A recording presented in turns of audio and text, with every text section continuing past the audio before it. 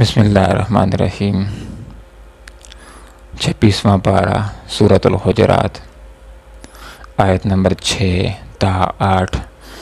اعوذ باللہ من الشیطان الرجیم، بسم اللہ الرحمن الرحیم۔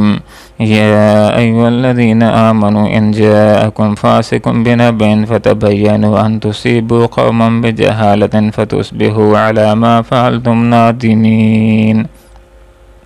وَاعْلَمُوا أَنَّ فِيكُمْ رَسُولَ اللَّهِ لَوْ يُطِيعُكُمْ فِي كَثِيرٍ مِّنَ الْأَمْرِ لَعَنِتُّمْ وَلَٰكِنَّ اللَّهَ حَبَّبَ إِلَيْكُمُ الْإِيمَانَ وَزَيَّنَهُ فِي قُلُوبِكُمْ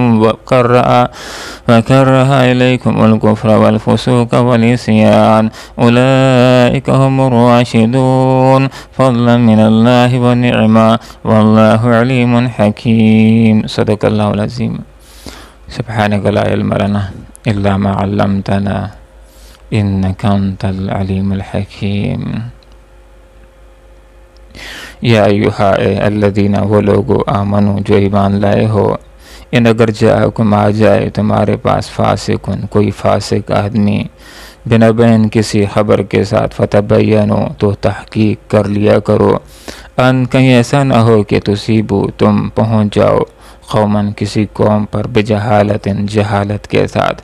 فتصبحوا پھر تم ہو جاؤ، علی اس پر، ما جو فعل تم کیا تم نے، نادمین پشیمان۔ وَاعْلَمُوا جان لو، ان یہ کہ فیکم تمہارے درمیان، رسول اللہ اللہ کے رسول موجود ہیں، لو اگر یطیعکم وہ بات مانے تمہاری، فی کثیرن بہت سارے، من الامر معاملات میں،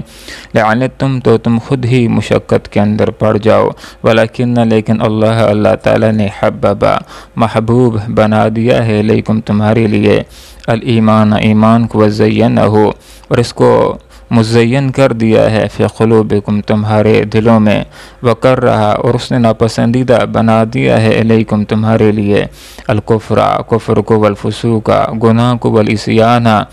اور نافرمانی کو، اولئک یہ ہم یہی لوگ، الراشدون راہ راست پر ہیں، فضلا فضل کی بنا پر، من اللہ اللہ کی طرف سے، ونعمہ اور انعام کی بنا پر، واللہ اللہ تعالی علیم جاننے والا ہے، حکیم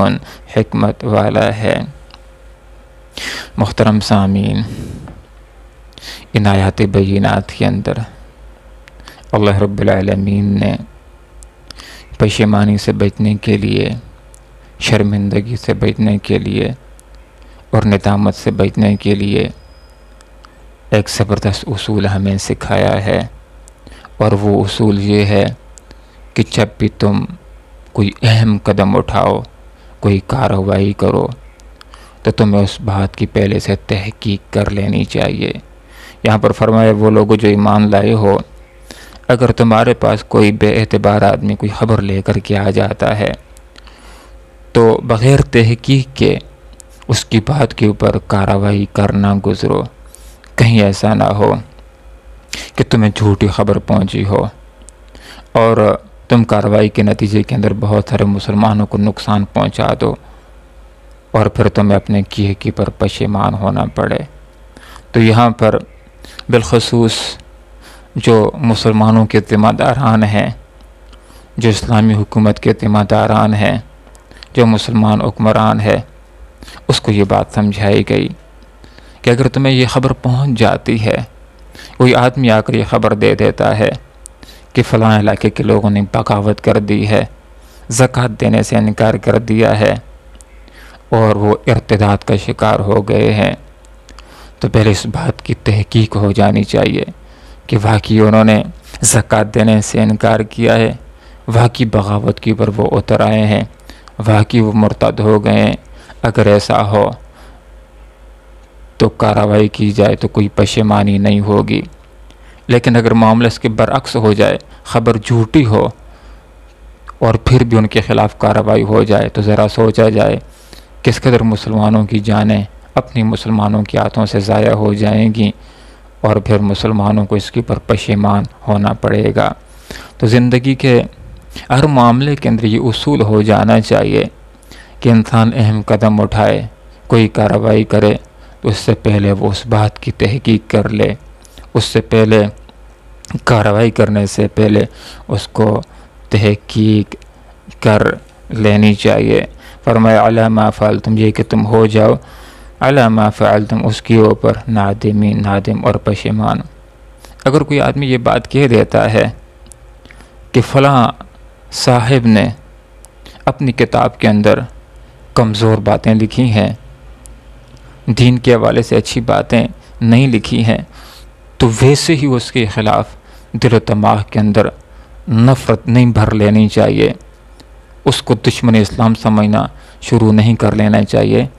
بلکہ انسان کے لیے یہ بات ضروری ہے کہ انسان تحقیق کر لے، خود اس کی کتابوں کو دیکھ لے کہ واقعی اس کے اندر اسلام کے خلاف کوئی کمزور باتیں لکھی ہوئی ہیں یا ویسے لوگوں نے افواہ پھیلا رکھی ہے، جھوٹے پروپیگنڈے کر رکھے ہیں۔ تو زندگی کا جو معاملہ بھی ہو، جو بھی چیز ہو، اس کے اندر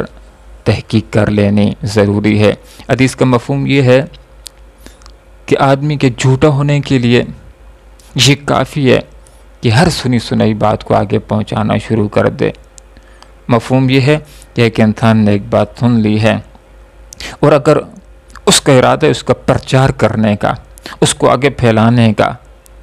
اور اگر اس کا پھیلانا مفید ہو تو اس سے پہلے اس بات کی تحقیق بھی ہو جانی چاہیے کہ وہ واقعی بات درست بھی ہے یا نہیں۔ اگر درست بات ہو پھر اس کا پھیلانا اسلام کے حق کے اندر، مسلمانوں کے حق کے اندر مفید ہو تو پھر اس کو پھیلانا چاہیے۔ تو یہاں پر فرمایا وَعَلَمُوا، لوگو جان لو، ان یہ کہ فیکم، تمہارے درمیان رسول اللہ، اللہ کے رسول موجود ہیں۔ مفہوم یہ ہے کہ جب بھی کوئی معاملہ پیش آ جائے، اہم معاملہ درپیش ہو، تو خود بیٹھ کر کے فیصلے کرنا نہ شروع کر دو، بلکہ یہ بات ذہنوں کے اندر رکھو، دل و دماغ کے اندر رکھو کہ تمہارے درمیان اللہ کے رسول صلی اللہ علیہ وسلم موجود ہیں، اور معاملے کو اللہ اور اس کے رسول کی طرف رجوع کر لیا کرو۔ پھر دیکھو کہ اللہ اور اس کے رسول تمہارے حق میں کیا فیصلہ کرتے ہیں، اور پھر اس کے اوپر عمل کرنے کی کوشش کرو۔ آگے فرمایا لَيُطِيعُكُمْ، اگر رسول صلی اللہ علیہ وسلم تمہاری اطاعت کریں، فی کثیر من الامر، بہت سارے معاملات میں لعنتم، تو تم خود ہی مشقت کے اندر پڑ جاؤ گے۔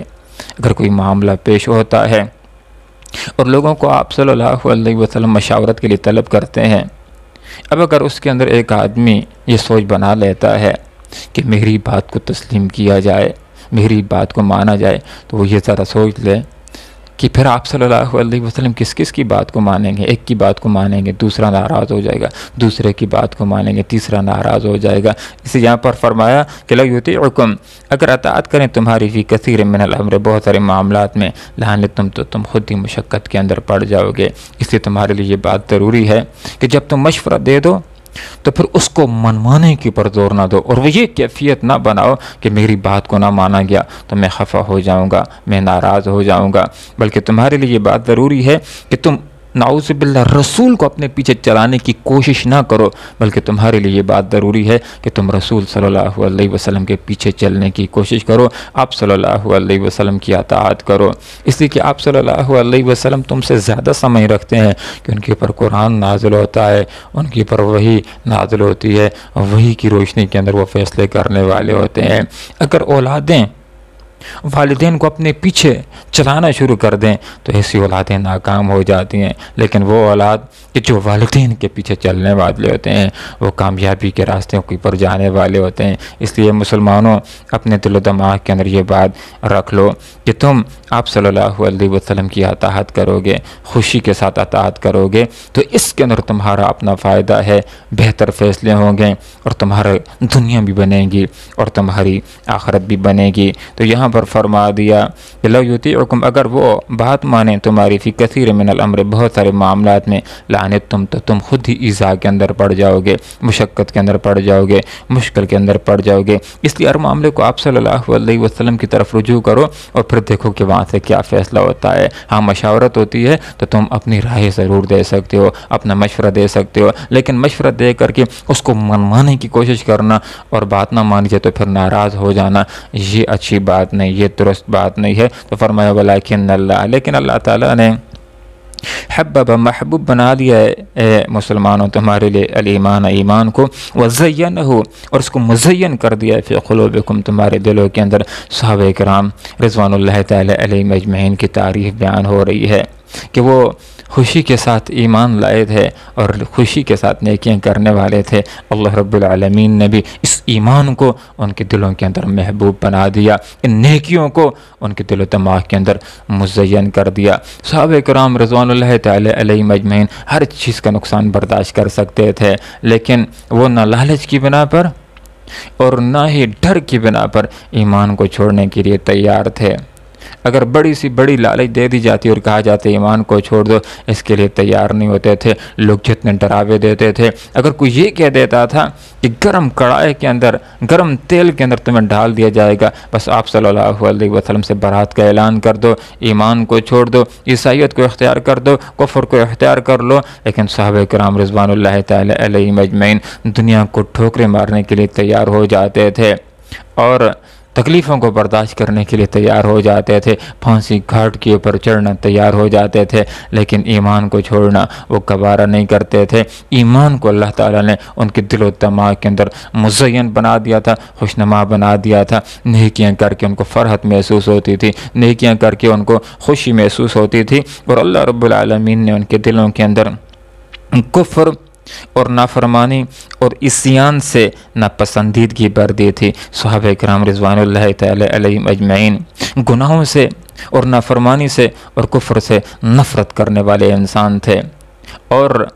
اہتمام کے ساتھ وہ گناہوں سے بچتے تھے، لیکن اگر خطا کی وجہ سے کوئی گناہ ہو جاتا تھا، کوئی خطا ہو جاتی تھی، تو پھر ایسی توبہ کرتے تھے کہ زندگی بھر اس گناہ کی طرف مڑ کر کے بھی نہیں دیکھتے تھے۔ ایک مسلمان عورت سے خطا ہو جاتی ہے، اس کی پر حد نافذ ہو جاتی ہے، اور پھر اس کے بارے میں کوئی بندہ یہ بات ذکر کر دیتا ہے کہ اس نے فلاں گناہ کیا تھا، تو حدیث کا مفہوم یہ ہے کہ آپ صلی اللہ علیہ وسلم نے فرمایا کہ تم اس کے بارے میں ایسی ایسی باتیں نہ کرو، اس نے تو ایسی شاندار توبہ کی ہے۔ مفہوم یہ کہ اگر اس کی توبہ کو کئی جہنمیوں کے اندر تقسیم کر دیا جائے تو ان کو بھی بخشوانے گے، اس کی توبہ لائق اور اہل ہے۔ تو صحابہ کرام رضوان اللہ تعالی علیہم اجمعین گناہوں سے نفرت کرتے تھے، اللہ کی نافرمانی سے نفرت کرتے تھے، اطاعت کے اندر جانے والے لوگ تھے، اور جب کوئی خطا کی وجہ سے کوئی گناہ ہو جاتا تھا، کوئی لغزش ہو جاتی تھی، تو اس کی پر توبہ کرتے تھے، دوبارہ اللہ رب العالمین کی طرف رجوع کیا کرتے تھے۔ فرمایا یہ لوگ کہ جو اللہ کی اطاعت کرنے والے ہیں، جو رسول کی اطاعت کرنے والے ہیں، جو نیکیاں کر کے خوش ہونے والے ہیں، جن کو گناہوں سے نفرت ہے، جب خطا ہو جاتی ہے تو توبہ کرنے والے ہیں، اولئک الراشدون، یہی لوگ رائے راست والے ہیں، فضلا من اللہ، اللہ تعالیٰ کی طرف سے فضل کی بنا پر، ونعمہ اور نعمت کی بنا پر۔ یعنی ایک ایسا آدمی کہ جس کو نیکیاں کر کے خوشی محسوس ہوتی ہے، اور جب اس سے خطا ہو جاتی ہے تو دل خفا ہوتا ہے، اس وقت تک اس کو چین نہیں آتا جب تک کہ توبہ نہ کر لے، تو مطلب یہ ہے کہ اس کے اوپر اللہ کا خاص فضل ہوا ہے، اللہ کی طرف سے خاص اس کے اوپر انعام ہے۔ انہی نیکیوں کی بنا کے اوپر، انہی گناہوں سے بچنے کی بنا کے اوپر انسان کو آخرت کے اندر اللہ کا فضل نصیب ہوگا، اللہ رب العالمین کا رحم نصیب ہوگا، اور جس کو آخرت کے اندر اللہ کا فضل نصیب ہو گیا، انشاءاللہ اس کا جنت میں جانا یقینی ہو جائے گا۔ واللہ اللہ تعالیٰ علیم جاننے والا ہے، اللہ تعالیٰ اس بات کو جانتا ہے کہ کون اللہ کے رسول کی اطاعت کر رہا ہے یا اطاعت نہیں کر رہا، کون نیکیوں کے راستے کے اوپر جا رہا ہے، کون نہیں جا رہا، کون گناہوں سے بچ رہا ہے، کون گناہوں سے نہیں بچ رہا۔ حکیم، اور اللہ تعالیٰ حکمت والا بھی ہے۔ اللہ رب العالمین کے فیصلے نعوذ باللہ الٹپ نہیں ہوتے، بلکہ اللہ تعالیٰ انسانوں کے دلوں کو دیکھ کر کے فیصلہ کرنے والا ہے۔ جو آدمی گناہوں سے بچنا چاہتا ہے اللہ تعالیٰ اس کو بچنے کی توفیق دیتا ہے، اور جو آدمی نیکیاں کرنا چاہتا ہے اللہ تعالیٰ اس کو نیکیاں کرنے کی توفیق دیتا ہے۔ اللہ رب العالمین سے دعا کرتے ہیں کہ ان آیات کے اندر جو ہمیں زندگی گزارنے کا بہترین اصول سکھایا گیا ہے ہم اس کی پر عمل کریں، اور وہ یہ ہے کہ جب بھی کوئی اہم قدم اٹھانا ہو، جب بھی کارروائی کرنی ہو، تو پہلے اس کی تحقیق کر لینی چاہیے، اور دوسری بات ہمارے فائدے کے اندر جو ہے وہ یہ کہ اللہ اور اس کے رسول کی سچے دل کے ساتھ ہم اطاعت کرنے والے ہوں، خوشی کے ساتھ ہم اطاعت کرنے والے ہوں، قرآن و سنت کی ہم پیروی کرنے والے ہوں، یہی کامیابی کا راستہ ہے۔ اور تیسری بات یہ کہ نیکیاں کر کے انسان کو خوشی محسوس ہونی چاہیے، اور جب گناہ ہو جائے تو دل کے اوپر خفگی آنی چاہیے، اور اس وقت تک چین نہیں آنا چاہیے جب تک کہ انسان توبہ کر کے اس گناہ کو اللہ سے معاف نہ کروا دے۔ اللہ عمل کی توفیق عطا فرمائے۔ وآخر دعوانا ان الحمد للہ رب العالمین۔